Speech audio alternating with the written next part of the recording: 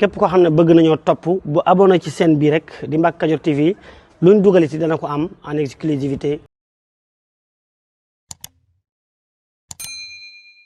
asalaamaaleykum wa rahmatullah mbokk yi ñuy déglu ci réew mi ak bitim réew fu ñu mën di nekk ñu teewlu te xam ne information boobu ngeen di dégg muy tasaaroo ci réseaux sociaux yi wérut. benn site bu ñuy wax Seneset moo ko dugal te dara wéru ci.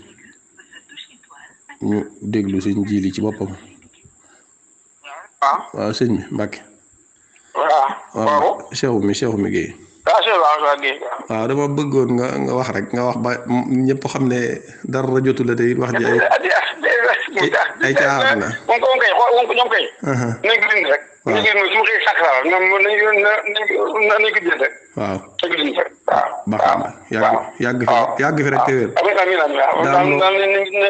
daa am loo war a liggéeyal sa baay te des na lu bari. waaw yàlla baax na yàlla baax na fi. baax na Mbacke jërëjëf Mbacke. d'accord jërëjëf waaw yow kay bu ñu wax leen ne nañ ko dindi rek te xam ne maa ngi sant rek. baax na jërëjëf. maa ngi sant rek moom daal mi ngi sant.